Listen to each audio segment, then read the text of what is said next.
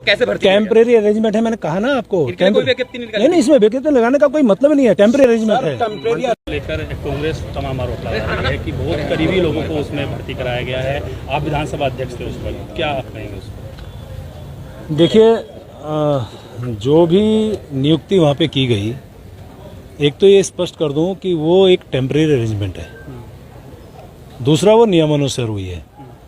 अब उसमें अपनों की पराये की ये बात मेरी समझ में क्यों कह रहे हैं।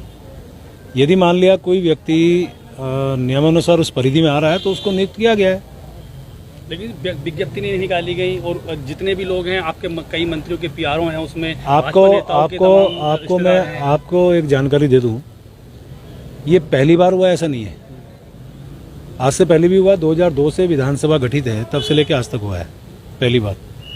दूसरी बात यह है कि आवश्यकता अनुसार यदि जब किसी माननीय अध्यक्ष को लगता है कि उसमें मैन पावर की आवश्यकता है तो वो नियुक्त करता है, उसी आधार पर इस बार भी हुआ।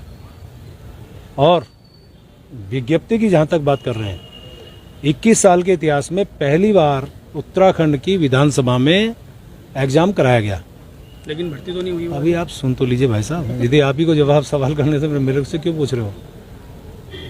मैं ये कह रहा हूँ कि पहली बार उत्तराखंड के इतिहास में एग्जाम हुआ है, बाकायदा उसका जो 8000 के लगभग हमारे अभ्यर्थी थे, उनके एग्जाम होने के बाद मुझे जो जानकारी मिल रही है, शायद कोई व्यक्ति हाई कोर्ट गया है, हाई कोर्ट के कारण वो विषय रुका है। वो प्रश्न पत्र जिन्होंने हल किए हैं वो बाकायदा स्ट्रांग रूम में हैं अभी, तो इसलिए उस पर हम कोई टिप्पणी नहीं कर सकते क्योंकि हाई कोर्ट का मामला है। तो ये पहली बार हुआ है। मंत्री जी, आपने कहा कि इससे पहले भी ये 72 लोग रखने की ऐसी क्या जरूरत थी?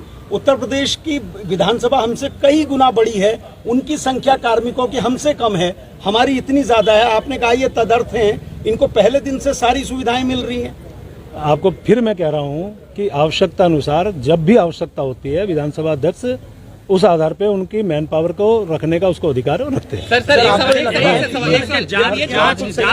होनी चाहिए। 72 लोग जो भर्ती हुए थे, मेरा कहने का मतलब है कि आप उस समय अध्यक्ष थे, ये 72 लोगों के लिए जैसे आपने 35 लोगों की विज्ञप्ति निकाली, उनके लिए विज्ञप्ति निकाली थी या फिर इनको कैसे भर्ती? टेम्परेरी अरेंजमेंट है, मैंने कहा ना आपको। कोई विज्ञप्ति नहीं निकाली? नहीं, इसमें विज्ञप्ति लगाने का कोई मतलब नहीं है, टेम्परेरी अरेंजमेंट है। टेम्परेरी अरेंजमेंट वालों को टाइप 2, टाइप 3, टाइप 4 के मकान भी दे दिए गए। नहीं, वो मुझे जानकारी नहीं है, तो उसकी मुझे जानकारी भर्ती विधानसभा में उसकी जांच की आवश्यकता है, क्या जांच होनी चाहिए? देखिए, मैंने क्या कहा, सब नियमानुसार हुआ है, तो अब जांच का विषय कहाँ से आता है? नियमानुसार किया है, टेम्परेरी अरेंजमेंट है, आवश्यकता जब पड़ती किया जाता है। हमारे यहाँ गैरसैंण को ग्रीष्मकालीन राजधानी घोषित किया गया, यदि वहाँ मैन पावर की आवश्यकता है तो क्या करेंगे? हम एग्जाम क्या वेट करेंगे? आवश्यकता पड़ेगी करेंगे ना, अधिकांश लोग वहाँ पे हैं। सर, उसमें ये भी कहा जा रहा है कि आपके पीआरओ और आपके भी कई करीबी लोगों के संबंधी। अरे भाई, मैंने ये नहीं कहा कि कोई नहीं है ना, लेकिन सब नियमानुसार हुआ है, बस। मंत्री जी, सचिव की नियुक्ति आपको गलत नहीं लगती है? एक साल में 3 प्रमोशन मिल जाते हैं।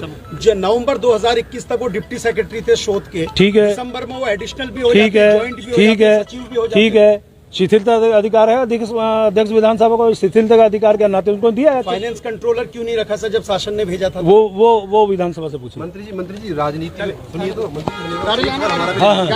राजनीति में नैतिकता एक बड़ी चीज होती है।